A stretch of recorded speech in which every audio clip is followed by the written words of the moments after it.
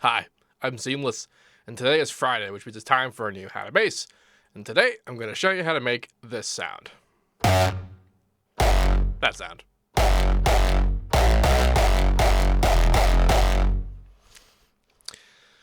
I have a lot to say about hardstyle and the sound and whatever, but I'm gonna hold that until after I tell you how to make what I got here, so that people who don't care don't have to sit through it. But stick around because there's a conversation that'll happen. Anyway, this sound is split up into three parts. It's got a sub portion, a mid portion, and a high portion. I believe the separations are quite obvious in the visual here. This is the low on top, and the root of what happens is actually quite interesting for me, because initially when I was first experimenting with how to make a hardstyle kick, I got pretty far on doing what was essentially just the mid,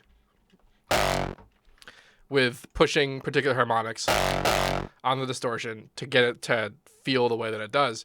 And I was just kind of like, okay, that makes sense, that just in that way, that if you push that far enough, that you could eventually get what you want to do. And I didn't really put a lot of stock into what people were talking about, but the idea that you need to separate it into like transient elements of being like, you have your hits, and then you have your body, then you have the tail and that kind of thing, and then you just kind of have to have it roll. And we're not quite doing that, because I didn't actually change the sample. The sample itself is still just a 909. It's time stretched a whole bunch, but it's still just a 909. And the reason for this is because we're kind of accomplishing that with the way that I have it split up. It's the split set up here. But this did begin with the mid. This is kind of where this all began. And the way that I did this here is that I have this first distortion, which is really just straight up pushing it really hard, because the naked 909 doesn't really have a lot of force to it to be distorted by even like a calmer curve that I normally reserve for, like, my bass kind of sounds. You have to push it pretty hard. You can also push it by just making the sample itself louder, but I was just kind of pushing it like in this way, and I know that works the way it does. A lot of people who are hardstyle producers will probably think, or have mentioned to me in the past, that a popular distortion plugin that's used for this is Logic's clip distortion, and this is sort of similar. It's got a little bit of what people understand to be saturation, and it does have a lot of what clipping is. That's what this this line being up top here, the way it is indicating that it's pushing it all the way up top there, and then it's staying there and it's stopping there. Even if I didn't do this, if it got louder than this portion, it would be clipped. It is being clipped. So it is related to that kind of process. I have a chorus up here, and that actually came later. I'll talk about how that worked when we get sort of at the end of this section here. This is the reverb. This is kind of going off on its own thing. But really, we can look at this as being just kind of these elements here. And even this, like this first EQ, was something that I did kind of in post. But let's look at kind of what this sounds like before we get to this part here. So if I disable this, put this out this way, we get that, which doesn't sound like a lot. And that's because I'm pushing these kind of like that. But what this is actually doing is that it's creating the harmonic foundation that we're going to screw with in the second state. Actually, you know what I'm going to do? I'm gonna put an EQ here just so we can observe some things. Not that. This one. Yeah. So we've created this sort of harmonic behavior that didn't really. I mean, it obviously didn't actually exist that much with the original kick. And this is here for the next step, which is it gets EQ'd with this kind of big old peak. Where this peak is kind of determines sort of like the tone, like the pitch of the tone. And what I mean by that is that we have this big old EQ, and then it's being distorted again. And this distortion is actually the primary point of where the tone of the mid comes from. We'll talk about that in a minute. But even I have this big dip here. You kind of see how there's different ways to control this. Like, you don't necessarily need to do this specific shape, but really what we're doing is that we're boosting it around the 501K range, and that causes that actually extremely telltale tone. That's this is the first thing that I did the first time I ever tried to do a hardstyle kick, and then that's when I got out of that. And this is what initially led me to believe that the creation of a hardstyle kick wasn't all that, because if I got that far that fast, then the rest of it could not have possibly been so difficult as to necessitate the 72-hour process that people are saying that it is. And I was a little bit wrong about that. I freely admit that I underestimated the complexity present in many hardstyle kicks. It's still not the 72-hour process, but it is a little bit harder than I initially let on about it. But let's continue. So the next step, I mean, create this big old boost, and then you create the next layer of distortion. However, this layer of distortion is special. This layer of distortion uses asymmetrical distortion. Asymmetrical distortion, if you were around for when I did my Hardstyle live stream where I started trying to do it from scratch, and I kind of didn't, I was missing this element. This is the element that I did not incorporate that I really should have. That would have been the kind of the kicker, if you will. What asymmetrical distortion does, it's switched on down here. Well, I'm not going to click it because it would screw up my profile, but let's do this in a new wave shaper just so that we can sort of talk about it. Regular distortion is this, which is regular. You're seeing this. You have this input-output graph, and what this is representing is how it's going to apply a change to the wave shape as it moves up and down in amplitude. So an oscillation of the waveform isn't at a static level. It moves around up and down. It goes up, it comes back down, hits 0 where there's no amplitude, and then it goes negative, and then comes back up back to 0. Up and down, up and down, up and down, up and down, up and down. That's how oscillation works. So what the wave shaper does is that as it starts at 0, this is the 0 down here. It starts at 0, and then the waveform comes up, but this line is actually forcing the wave to move in a particular way that it wasn't going to before. As it gets pushed up to a particular level, it gets pulled up, and then like this shape, for example, what I'm doing right here, this is saying that even when it's relatively quiet, it's getting pulled to be very loud. But if it gets louder than that, then it actually gets pushed back down and then pulled back up again. And like that creates, it actually shapes the waveform to kind of look something like this. In unipolar mode, which is to say symmetrical distortion, it is applying this shape to the positive and the negative amplitude. Because remember, it's a positive and negative movement for each individual oscillation. Positive, negative, positive, negative.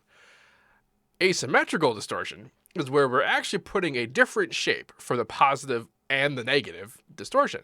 So we can say something like up here, this is the positive and this is the negative. So we're saying that now we have actually quite a different shape going on for the negative oscillation versus the positive oscillation. And we can even do something like saying like this, where they're actually just straight up is not a negative oscillation. And this is actually a process called rectifying. You might be familiar. You might have heard that term being used in guitar cap like distortion. It's actually an electrical process. It's a way of which you're shaping a signal for it to move. And I might actually be a little bit wrong about the application of the term rectifying, but if you look up rectifying, it looks an awful lot like what this does. So that's what asymmetrical distortion does, and its impact on the sound is very, very interesting. Not for nothing, one of the things that it did for this particular sound is that we're doing this to a kick.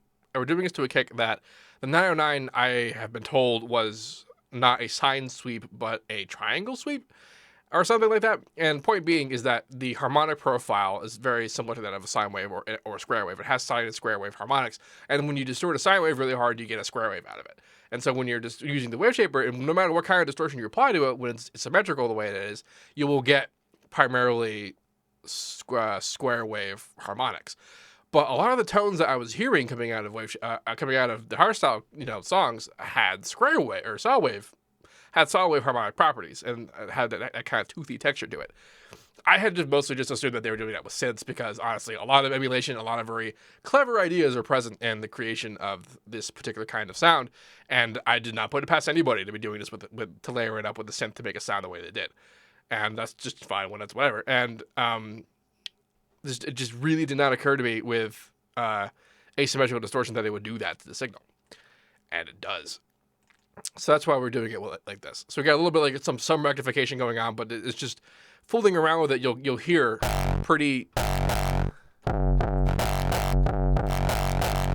clear how it'll do kind of what you want it to do. And then it gets put into this EQ. And this is mostly just a mixing EQ. This EQ isn't really doing a lot of damage. And this is to have this reverb. Now, the choruses are here to kind of like convolute the signal a little bit because just without them, and then with it, it kind of smooths it out a bit. And I'm doing this primarily through the delay function. I'm using the depth a little bit, but I notice I have the LFOs are off. So it's a static change. It's not moving around like the chorus usually does. This one I think is pretty similar, yeah. But this one is also it's set to wet only, so I'm controlling the mix through the patcher movement itself. That's something that I'm doing there. And this is mostly just taste stuff. And then you get this mid quality. Now the low end is just a lot easier than that. The low end is just the whole point of it is as the sub kind of thing. Now it does sound a little strange with the reverb that I've got going on here. This is Valhalla Room. With the reverb that I have going on, and I'm aware of that, and I'm aware that it sounds not typical, but I kind of like how it sounds. And if you don't, you can just get rid of it. That's whatever. And it's kind of, sort of the same thing. I am pushing the distortion again asymmetrically really hard on the original signal just to create harmonics, and then I'm low passing it to keep it to the sub area so that it layers with it like that. And that's fine. Now here's the part that actually was a bit hard for me to figure out. I mean, that was just, I forgot about asymmetrical distortion, which was an oopsie on my part. But then there's this business.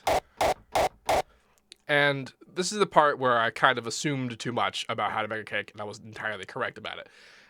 This is the transient part. This is the part that would normally be a different sample, or at least cut up from the original sample so that you process it separately, and it creates the kind of the initial impact kind of sound.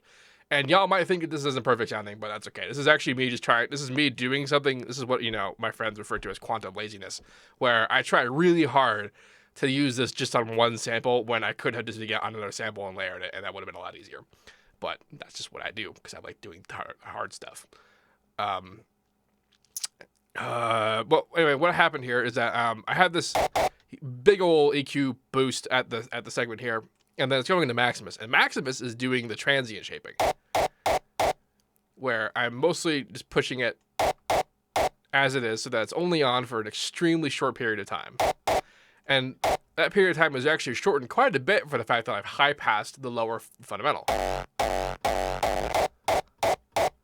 Because the transient of the cake itself is actually just very short. Those frequencies that exist for that amount of time are just not all that long.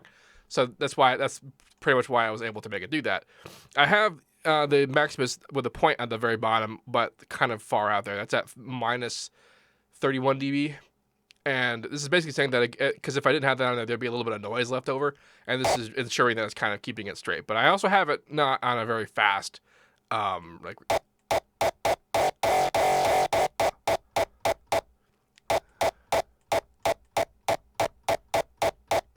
So that's how you control, with this setup, that's how you control how long the transient is.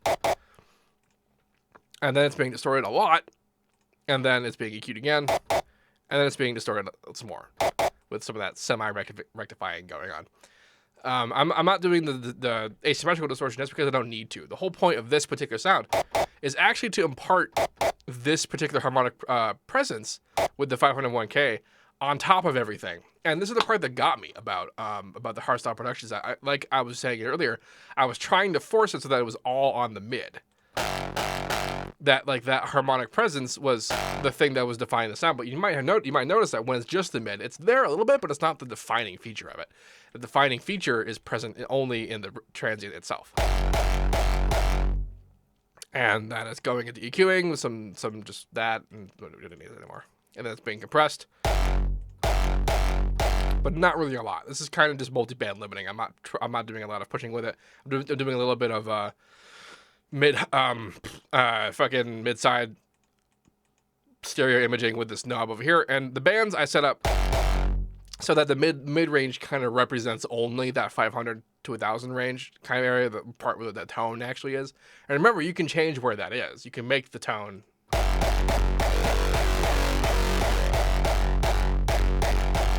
It just depends on how hard you push it on this second stage EQ, which is to say that it's after the first level of distortion and in between the next level of distortion. This is the thing that in the mid-range anyway is determining where the tone is. And it's still kind of what's up with the transient business, because the transient is distorted first, and then it's got the toning, and then it's being distorted again. That's the same process, it's just on a much shorter sample. It's the same sample, because you could do that. And that's basically how this sound is made. Now let's talk some philosophy about Hardstyle.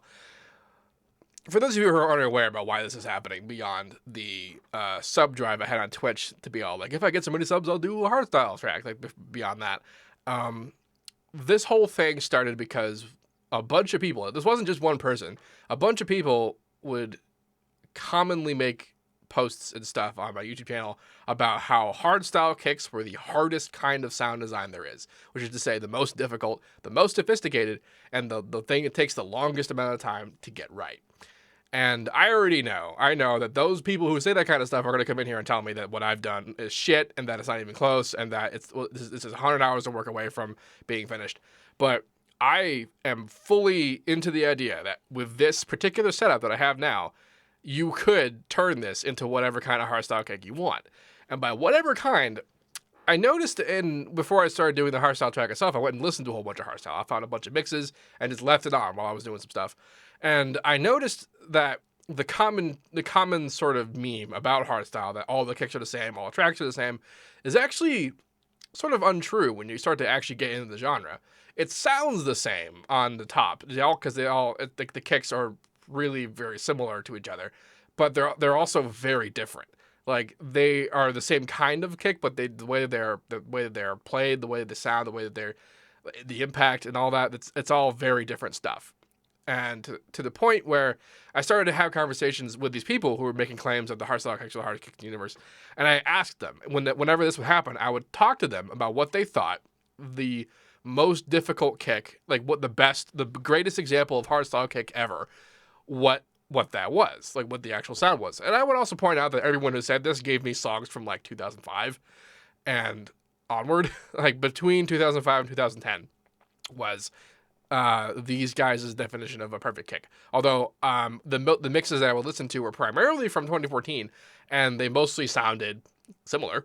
You know, there were the differences. There were definitely differences, but they just were there. They were that. It was fine. It was the same class. It was the same class of sounds. And what I noticed is that all the evidence, when they said like this is the greatest kick, this is the greatest kick, they were all very different kicks. Nobody who had the idea that the kicks were the hardest thing in the universe could actually agree on what the kind of kick it was. And every time I would make something that was like one of their kicks, somebody else would say that particular example was shit because it wasn't close to their idea of the kick. And like, I'm not saying that like this kick is all kicks, because it's not. And I'm not saying that the things I did in the past were all kicks, because they're not. But with this idea, the setup that we have going on here with like, you know, the transient, the mid-range, and the sub, some configuration and manipulation of really just the EQing in between all of these. And also, if you want to get technical, you could say, you know, what kind of sample layering or whatever. But with this kind of processing is how you do all of those kicks. This is the processing. And the differences between them are like mostly things like how long the tail is versus the transient, where the transient harmonics are being placed, that kind of thing. And they are different because they do sound very different when you do those kinds of changes to it. So, and also stuff like the distortion isn't as hard, it doesn't last as long, it's a cleaner sound, that kind of thing. All these things are different, and they are different, and it's not this kick, but you can take this kick and you can do that to it. You can do things like manipulate how long the distortion lies on, automate it off over time, and like use an envelope filter for that kind of thing. Where the reverb, on what frequencies the reverb is reverbing, how long the reverb is, if there's reverb at all, where the stereo spreading is on the end of it, you know, where the sub lives, where the sub doesn't live, how long the sub is. There's a couple of cases that do that kind of like wah, wah, kind of thing, where it's like there's a hit and then there's kind of a swell afterwards. Like you can do that with this too, even with the one sample. Like you could do all of that with this setup. And yeah, like that's really all that I ever wanted to know. I really never had disparaging thoughts about the sound design of Hardstyle, because there's definitely a lot of really cool sound design. It's just that the kick really wasn't the thing that impressed me about it. It's just, I don't think I would have ever cared if people didn't vehemently defend the difficulty of creating the kick. I will definitely say that there's some cleverness about it that tripped me up, because that's definitely true, but I'm not a hardstyle producer. That's kind of whatever it is. And I never wanted to be a hardstyle producer. The entire reason I've ever wanted to try and figure this out is because the thing that I'm interested in is sound design. And when people were talking to me about how this is the hardest kind of sound design there is, I take that as a challenge. And like, I wanted to just see, what it was. And the thing is that like, these weren't even necessarily like, I mean, they were hardstyle fans, but they weren't like rabid zealots for hardstyle that thought everything else sucked. These are the kind of people who I have seen post before how they liked things like Noisea's sound design and Skrillex's sound design and Kill the Noise and that kind of thing, Cohen's sound. And they were aware that all of these kinds of sound designs existed, and they were even fans of the music, and they still maintained with total seriousness that the hardstyle kick was harder than all of that, than anything any of those artists have ever done. And that just isn't true at all. Like, and that's where like my animosity with this came from, is just that. Because at first it wasn't like, at first that was my thought. That was my assumption, that just wasn't true. But I didn't know, because I wasn't a hardstyle producer. And I'm still not a hardstyle producer, but like I did not know enough to concretely say one way or the other. I basically gave them the benefit of the doubt. So like, that's why I asked them, like, what's their idea of the perfect kick? And then I would try and figure it out. And then like, I wasn't seeing the difficulty.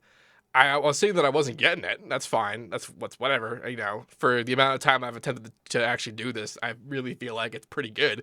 But like, the differences between this kick here and like anyone who's ever given me an example of like their ideal hardstyle kick is not the difference between the kind of like whenever I try to do something Noisia related and fail.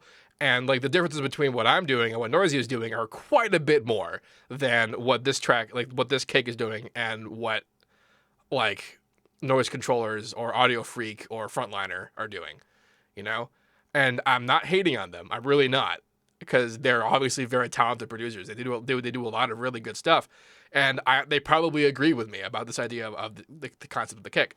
And I'm not saying that you can't spend a whole bunch of time on the kick, because especially if you're going to be a hardstyle producer and you want to make an identity as a hardstyle producer, then you want to spend a lot of time on the kick to make it something special and cool.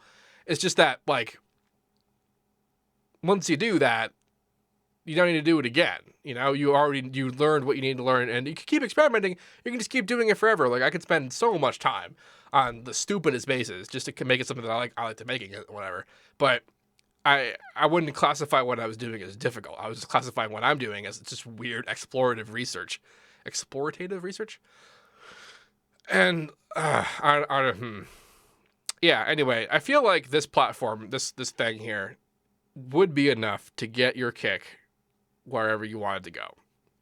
And the differences between, I mean, there'll probably be some difficulty with some of the ones that really rely on stuff like rendering out and having the tail of the body and the transient be different for specific purposes. There's a lot of kicks that do seem to rely on that process, but that's just by describing what that is, you already know how to do it. None of that was ever the hard part. And yeah, I hope I adequately articulated what I was trying to say there. A lot of this, there was definitely some ignorance and arrogance on my part, assuming that this was a lot easier than it is. But I'm still not seeing, you know, the 200-hour requirement to make, you know, the end result. I also, like, a lot of people are talking about the difficulty really relies in mixing this with the stuff, and that I can totally get behind. That I get, because that's just true for anything. Like, mixing stuff is difficult. It's difficult for any kind of thing, especially, like, the mixing, what I'm hearing in hardstyle, it reminds me a lot of how mixing in metal goes, because everything is very full frequency, everything is distorted, and everything's happening all the time, and that makes it really hard to put this stuff together, versus something like a dubstep track or a drum and bass track. There are some similarities, but there's a lot more things like very selective sidechaining going on to cut incredible holes through stuff, and like you're arranging stuff so there's only really one thing happening at the moment, so that it can be as loud as it can be. But that doesn't happen in metal, and that doesn't happen in hardstyle. It just is all on all the time, and mixing that is really hard, and I can get behind that. I never once questioned that, and honestly, nobody ever said that, because they were saying that as examples, but they were the people who were talking about the kick at no point ever brought up the mixing. They were just talking about the kick. And like, they weren't trolling, and if they were trolling, they were really good trolling, and you succeeded the fuck out of trolling me if you were trolling. But I don't really think they were trolling. I don't. But here's this thing. One day I'm going to continue doing the hardstyle track, and I'm sure I'll find, more difficulties and things. Like I was talking about in the actual track when I was doing part 2, when I was trying to do other stuff that wasn't the kick. There's a lot, like I said, there's a lot more interesting sound design for things like the leads and the sound effects, and even other like bass concepts that are very different from what I'm used to doing. And I have a hard time you know, envisioning how to do that kind of stuff. But I just need to do more listening, do more research, that kind of thing. And I'll get it. It'll be fine. If you have any questions about absolutely anything, let me know. Please remember to like, favorite, subscribe. I'll put this patcher into the description. You can download that. I am using Valhalla Room, but if it doesn't work, then whatever. It's just reconnect it. That's fine. It doesn't. It's just Reverb. And then I'm using FL's 909. Yeah. If you have any questions about this, let me know. As usual, have a nice day.